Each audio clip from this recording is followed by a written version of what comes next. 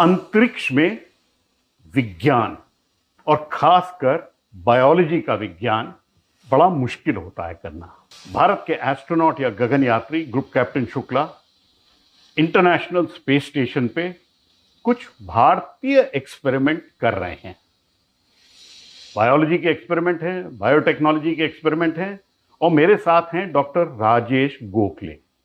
वो खुद एक बायोलॉजिस्ट हैं, बहुत ही जाने माने वैज्ञानिक हैं और डिपार्टमेंट ऑफ बायोटेक्नोलॉजी के सेक्रेटरी हैं। वो बताएंगे हमको कि ये हमारे जो एक्सपेरिमेंट हैं और ये जो पहले बेबी स्टेप्स हैं हमारे भारत के अंतरिक्ष में बायोलॉजी करने के, उनका क्या महत्व है। धन्यवाद राजेश जी, आपसे हरदम बात करके अच्छा लगता है। There is so much to learn from you. ये जो हम स्पेस बायोलॉजी या एस्ट्रोबायोलॉजी, ये जो हमने पहले कदम रखे हैं, ये क्यों रख रहे हैं हम? एक बहुत ही मेरे हिसाब से बहुत इम्पोर्टेंट वक्त है, बिकॉज बायोलॉजी में जब भी आप कोई एक्सपेरिमेंट्स करते हैं अभी भी देखने के लिए, तो आप यही देखते हैं कि अब बायोलॉजी में हमने कोई एडिशन किया तो उससे क्या एडेप्टिव रिस्पॉन्स क्या होगा। स्पेस में जाके ऐसे कंडीशंस में हम एक्सपेरिमेंट्स करेंगे जो कि हमने पहले कभी कंडीशंस यूटिलाइज ही नहीं किए, और इसका पहले हमारे पास एक्सपीरियंस ही नहीं है कि क्या हो सकता है। भारत के पास नहीं है, बाकी कंट्रीज के पास है, बट हमने अपना एक जो जिसको इकोसिस्टम कहते हैं जनरेट करना है, कि हमारा अपना नॉलेज हो, हमारा अपना अंडरस्टैंडिंग हो। एक एक्सपेरिमेंट्स के रिप्रोड्यूसिबिलिटी भी होनी चाहिए, हर सिस्टम्स के अलग अलग बिहेवियर्स होते हैं। नहीं, पहली बार ही इतने इंटेंसिव लेवल पे कर रहे हैं, क्योंकि छोटे छोटे हुए जिसमें गया था एक्सपेरिमेंट आया नहीं वापस, तो पहली बार ही। और ह्यूमन इन लूप का एक्सपेरिमेंट है, क्योंकि ग्रुप कैप्टन शुभांशु शुक्ला हैं, वो कर रहे हैं, तो वो ह्यूमन इन लूप है, तो जिसके महत्व बहुत है। और इसमें खास जो एक्सपेरिमेंट हैं, ये क्या हमारी अपनी जो बायो E3 वाली पॉलिसी है उसके तहत आए हैं? ये बायो E3 पॉलिसी का हमारा एक बहुत महत्वपूर्ण रोल रहा है, एक सिस्टम को जिसको कहते हैं कि सिंक्रोनाइज करने के लिए। और ये बहुत ज़रूरी होता है कि एक पॉलिसीज आएँ जो एक नेटवर्क्स के थ्रू, इंटरैक्टिव बेसिस के थ्रू एक प्रोग्राम्स को सेटअप करें। इसमें एक कंपोनेंट जो आइडेंटिफाई किया था वो स्पेस प्रोग्राम हमने आइडेंटिफाई किया था, वो बायो मैन्युफैक्चरिंग DBT और स्पेस इसरो काम करेंगे। तो इसी से एक हमारी बातचीत शुरू हुई, हमारे डिस्कशन शुरू हुए और एक टीम बनाई हमने। वो टीम ने मिल के आइडेंटिफाई किया ऐसे ऐसे प्रोजेक्ट्स जो हमको स्पेस में करने से बहुत ही कुछ नई नई उपलब्धियां मिल सकती हैं। हमको बताइए क्या क्या एक्सपेरिमेंट हैं, खासकर DBT की तरफ से 3 एक्सपेरिमेंट हो रहे हैं, उनके बारे में एक एक करके बताइए। आपको कौन सा सबसे पसंद है? या ये पूछूंगा तो आपके ऊपर बाकी वैज्ञानिक गुस्सा हो जाएंगे, अपने नंबर से ही बताइए कौन कौन सा है। आई थिंक एक हेल्थ वाला एक्सपेरिमेंट हमेशा ज्यादा सबको, बिल्कुल सही बात, सारे अपने, it's about human body, so therefore हर किसी को पसंद आते हैं वो। बिल्कुल। और ये जो हेल्थ वाला एक्सपेरिमेंट है, which is got to do with the muscle का, आपका हेल्थ कैसा है। तो ये हम सबको पता है कि muscles not only is important for चलने फिरने के लिए, जबकि बॉडी का सारे ऑर्गन्स को वर्क करने के लिए, एफिशिएंटली वर्क करने के लिए बहुत जरूरी होता है।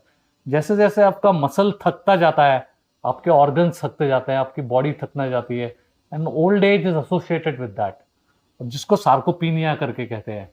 अब दूसरा एक सिम्टम भी बहुत कॉमन होता जा रहा है, वो है डिजीज स्पेसिफिक सार्कोपीनिया। उसको हम कैकेक्सिया कहते हैं।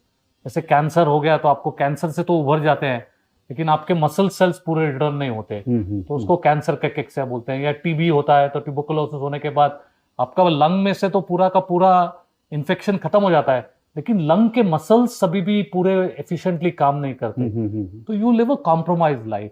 तो इसीलिए मसल सेल्स का स्टडी करना, ये कैसे होता है, इसके रीजंस क्या है, इसके बेसिस क्या है। और अंतरिक्ष में तो वैसे भी ज्यादा होता है, क्योंकि जब ह्यूमन जाते हैं तो मसल लॉस होता है, बोन लॉस होता है। बिल्कुल, एकदम बराबर कहा आपने। और बिल्कुल ये बात है कि वहां पे हमको एक कंडीशन मिल जाती है कि ये ऑटोमेटिक हो रहा है। करेक्ट, माइक्रोग्रेविटी के कारण एक कंडीशन मिल जाती है। तो यहाँ तो हमको सिमुलेट करना पड़ता है कि अब कोई डिजीज कंडीशन बनाना पड़ेगा, या किसी चूहे में टेस्ट करना पड़ेगा, तो चूहे को पहले आपको सार्कोपीनिया होने देना पड़ेगा कुछ कंडीशन से।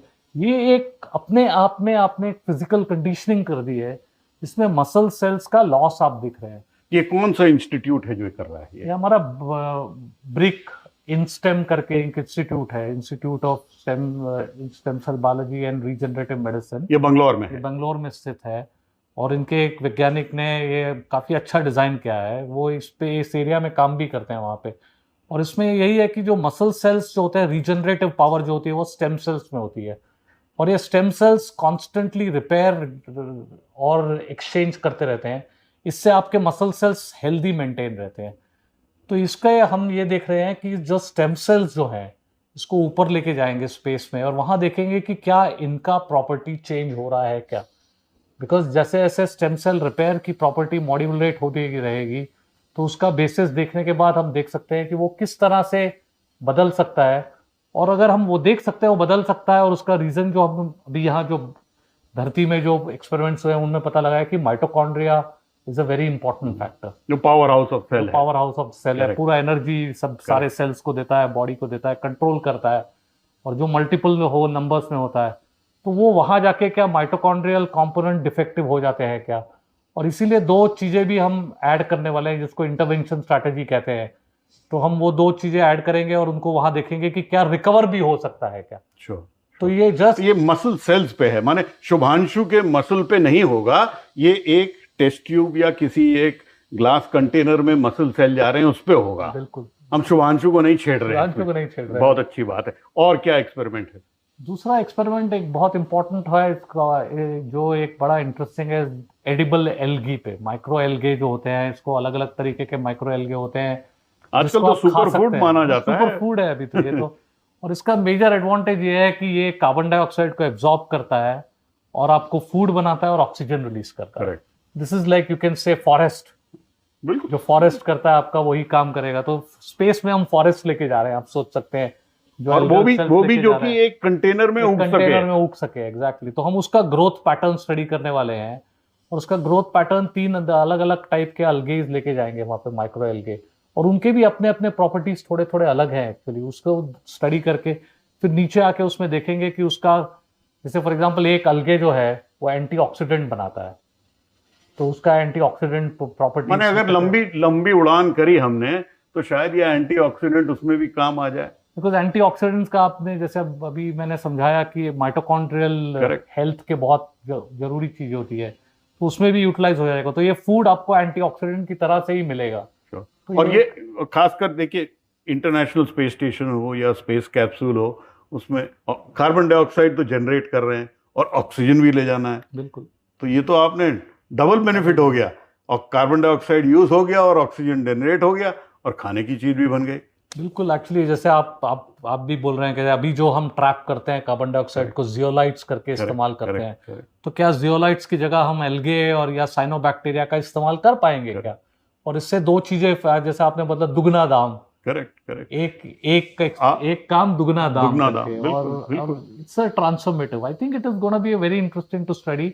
ऐसा नहीं है कि पहले स्टडी हुआ नहीं है, पर इस तरह का एक्सपेरिमेंट अभी तक कंप्लीटली डॉक्यूमेंटेड चल रहे हैं, और इसका डेटा हमें भी तो अपना करने की जरूरत है। डेटा अवेलेबल सबका नहीं होता है, तो हमको भी अपने पास डेटा जरूरी होती है, सो दैट अगला स्टडी जो है वो इससे और इंटेंसिव स्टडी कर सकते हैं। और तीसरा क्या है जो डीबीटी कर रहा है? और तीसरा डीबीटी का साइनोबैक्टीरिया के ऊपर है। वो साइनोबैक्टीरिया भी एक ब्लू ग्रीन, पहले इसको ब्लू ग्रीन अलगी बोलते थे, आजकल उसको बैक्टीरिया करना बोलने लगे हैं। एक एल्गे जो होता है, ये जो साइनोबैक्टीरिया के 2 स्पीशीज हम वहां पे लेके जा रहे हैं, और दोनों स्पीशीज में बहुत इंटरेस्टिंग प्रॉपर्टीज हैं। एक तो बहुत फास्ट ग्रो होता है, दूसरा थोड़ा स्लो ग्रो होता है, लेकिन इसका रोबस्ट है बहुत सिस्टम। और ये साइनोबैक्टीरिया भी क्या करते हैं कि ये दोनों साइनोबैक्टीरिया भी कार्बन डाइऑक्साइड को फिक्स करके रेमिडिएशन के काम में आते हैं, वेस्ट रिसाइकलिंग के काम में आते हैं। तो हम वहाँ देखने वाले हैं कि यूरिया, जो कि ह्यूमन यूरिन से एक कॉम्पोनेंट होता है, तो क्या ह्यूमन यूरिन पे ही ये चीज़ें ग्रो हो पाएंगी क्या। तो यूरिया पे ग्रो हो पाएगी, क्योंकि नाइट्रोजन, यूरिया में नाइट्रोजन होता है, और नाइट्रोजन को एसिमुलेट करके इसकी ग्रोथ के लिए, आदमी की जो सेल्स की ग्रोथ के लिए इंपॉर्टेंट होता है। माने जहाँ आदमी होंगे, एस्ट्रोनॉट होंगे, वहाँ यूरिन तो होगा। और अगर आप यूरिन होगा तो उसमें क्या ये ब्लू ग्रीन एल्गे या साइनोबैक्टीरिया इसको यूज करके पानी भी साफ हो जाए और आपके लिए ऑक्सीजन और खाना भी बन जाए, यही तरीका होगा। बिल्कुल, बहुत एकदम तंदुरुस्त बताया आपने कि एक एकदम करेक्ट मेजर रहेगा कि वेस्ट को किस तरह से यूटिलिटी में कन्वर्ट किया जा सकता है, वो भी without actually consuming any particular मैंने जिसको वेस्ट टू वेल्थ बोलते हैं। और क्या है, और भी हमारे, क्योंकि 7 एक्सपेरिमेंट है, उसमें से कुछ का अगर आप थोड़ा डिटेल बताएं। और भी अच्छे इंटरेस्टिंग एक्सपेरिमेंट्स हैं, जैसे स्प्राउट्स को हम देखने वाले हैं कि स्प्राउट्स का ग्रोथ कैसे, पैटर्न कैसे चेंज होता है, और वहां जाके क्या होगा, तुम you water the sprouts, now when you water it in the earth, और वहां जाके वाटर करने से अलग अलग तरीके के रिस्पॉन्सेज आते हैं क्या, क्या उनका जो ग्रोथ पैटर्न है वो बदल जाता है क्या।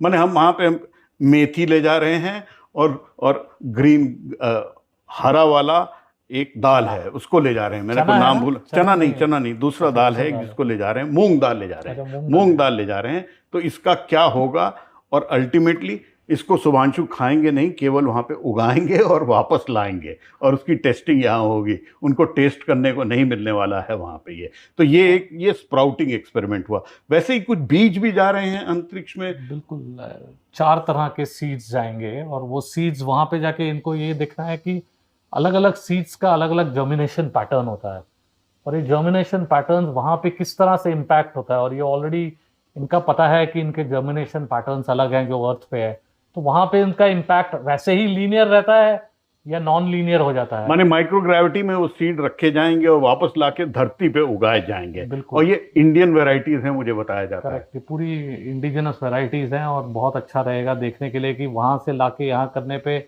क्या उसी को एक्स्ट्रापोलेट कर सकते थे हम, क्योंकि डेटा एक्स्ट्रापोलेशन भी साइंस का एक बड़ा इंपॉर्टेंट कंपोनेंट होता है कि एक साइंटिफिक एक्सपेरिमेंट होने के बाद उसको एक्स्ट्रापोलेट करके ही आप नई नई चीजों की तरह फिर एक और एक्सपेरिमेंट डिजाइन कर सकते हैं। वही इस वक्त हमारा, जैसे माने इस वक्त तो हम अपने हाथ गीले कर रहे हैं स्पेस बायोलॉजी में, नए नए एक्सपेरिमेंट करके। वैसे ही कोई एक आईज का है कि कंप्यूटर स्क्रीन पे आंख कैसे रिएक्ट करती है अंतरिक्ष में माइक्रोग्रेविटी में, थोड़ा उसके बारे में बताइए। हाँ बिल्कुल, आई थिंक ये भी एक इंटरेस्टिंग एक्सपेरिमेंट है, because eye disorders are thought to be one of the common outcomes of long space flight. अब जब लंबी फ्लाइट लेते हैं तो आपके आंखें पॉप कर जाती हैं, और इसके कारण आपका विजन में डैमेज होने के चांसेस होते हैं। तो लॉन्ग टर्म कंप्यूटर यूटिलाइजेशन में कैसे होगा, और विजन और रेटिनल डैमेजेस, रेडिएशंस भी होते हैं वहाँ पे अलग तरीके के, एक्सेस कार्बन डाइऑक्साइड भी होती है which actually changes the whole physiology of your retinal cells to perform. तो उसका कैसे इम्पैक्ट होगा, ये एक स्टडी पैटर्न है, और अच्छा स्टडी है बहुत। और एक ये वाटर बेयर्स भी जा रहे हैं, ये भालू नहीं है लेकिन हैं कुछ छोटे छोटे से, जिनको टार्जीडाइन बोलते हैं। वो काहे के लिए हैं, वो क्या कैसे हैं? सुना बंगलौर में मिले थे वो जो ले जा रहे हैं। आई थिंक उनका भी बड़ा इंटरेस्टिंग स्टडी है हमारे लिए, कि उनके वो जो एग्स जो प्ले करेंगे, तो वो एग्स का किस तरह से उनका इम्पैक्ट रहेगा रिप्रोडक्टिव साइकिल पे। तो ये भी देखने के लिए इंटरेस्टिंग लगेगा कि एग्स हैच होने लग गए अपने आप वहाँ जल्दी, इस कंडीशंस बदलने के कारण। But I think it's an interesting studies that what we are performing, जो हम करने जा रहे हैं। और मेरे ख्याल से जो आपने जैसे बोला कि जो हमारे wing group captain Shubhanshu Shukla जो वहाँ एक्सपेरिमेंट करेंगे, वो ऐसे इंपॉर्टेंट चीजें लेके आएंगे वापस कि जिसका हमारे फ्यूचरिस्टिक गोल्स में बहुत ही इंपॉर्टेंट। और फिर हमारा अपना जो प्रोग्राम है वो केवल एक्सियम 4 की फ्लाइट, या जिसको अक्सर मैं मिशन आकाश गंगा बोलता हूँ, उससे नहीं खत्म हो रहा है। हमारा अपना गगनयान है, फिर 2035 तक भारतीय अंतरिक्ष स्टेशन है, और फिर एक भारतीय को चांद पे पहुंचाने की बात कही है प्रधानमंत्री नरेंद्र मोदी ने। तो ये जो स्पेस बायोलॉजी है, ये उसी की तरफ आगे बढ़ता है कि हम अपना कार्यक्रम बढ़ेगा तो कहीं तो पहले कदम रखें। ये बहुत अच्छा, आई मीन आई थिंक हम we are all very excited about it. इतनी एक्साइटमेंट पहले स्पेस रिसर्च में कभी थी नहीं मेरे हिसाब से, बायोलॉजी के क्षेत्र में। बायोलॉजी के क्षेत्र में नहीं, हर एरियाज में भी एक्चुअली जैसे जैसे आप इंटीग्रेट करते जाते हैं साइंस, उसका महत्व बढ़ता जाता है एक्चुअली, और ज़्यादा उभर के आता है। तो वो स्पेस एंड बायोलॉजी का इंटीग्रेशन, और health, space, biology, biotech, biomedical world, ये पूरा एक कॉम्प्लेक्स, पूरा एक डिसिप्लिन ही बन जाएगा। और बहुत इंपॉर्टेंट डिसिप्लिन हो जाएगा, बिकॉज इसको लाइफ साइकिल प्रोसेसेस जिसको बोलते हैं, that will become a very very critical component of our life. So DBT को आप नए आयाम पे ले जाते हुए डिपार्टमेंट ऑफ बायोटेक्नोलॉजी को, हमको बहुत खुशी है। हमारे बहुत से ऑफिसर्स इसके बहुत बढ़िया काम कर रहे हैं, और इसरो भी हमारे साथ जुड़ के, बिना उनके तो सहयोग के हो नहीं सकता। पर डीबीटी और डीबीटी के इंस्टीट्यूशंस को इतना एक्साइटिंग प्रोग्राम्स और एक्टिविटीज करते हुए बहुत हर्ष है। And we are proud to be Indians, and we are proud to be be part of this amazing journey what we are all seeing through in our lifetime, right? बिल्कुल, और विकसित भारत बनना है तो हमें ये करना जरूरी है, Absolutely. क्योंकि बहुत नींव तो साइंस और टेक्नोलॉजी पे ही होगी विकसित भारत की। केवल सर्विस इंडस्ट्री से काम नहीं चल सकता, हमारा अपना होना है। बिल्कुल सही कहा आपने पल्लव जी। I mean, this is the base, and if we create a stronger base, the fulcrum actually becomes even more stronger actually, and that is what we are all looking at. धन्यवाद बहुत राजेश जी, धन्यवाद। आपसे बात करके और ये जान के कि स्पेस बायोलॉजी में जो हम पहले कदम रख रहे हैं ये कहीं दूर तक छलांग के लिए काम आएंगे, क्योंकि हमारा गगनयान प्रोग्राम है, हमारा अपना भारतीय अंतरिक्ष स्टेशन होगा, फिर एक चांद पे भारतीय जाएगा 2040 तक, और कहीं ना कहीं हमारे इंटरनेशनल कोलैबोरेशन भी होंगे, तो सब में ये बायोलॉजी काम आएगी। और हमारी बायोडाइवर्सिटी तो अपरंपार है, उसको यूज करना तो बहुत बड़ी बात होगी। जैसे पहले साइंस में बोलते थे कि the sky is the limit, correct, अब sky is not the limit, correct, we are going beyond the sky actually to correct. Do experiments, बिल्कुल बिल्कुल। So it changes the whole entire scenario actually. Thank you very much. धन्यवाद, thank you. सो ये थे doctor Rajesh Gokhale बताते हुए कि भारत का जो अपनी स्पेस बायोलॉजी के experiment group captain Shubhanshu Shukla अंतरिक्ष स्टेशन पे कर रहे हैं, वो हमारे अभी तो छोटे कदम हैं, लेकिन एम्बिशन बड़ी है, तो एक्सपेरिमेंट भी आने वाले टाइम पे और अच्छे और बड़े और बहुत ही सोफिस्टिकेटेड होंगे। नई दिल्ली से पल्लव बागला, एनडीटीवी इंडिया के लिए।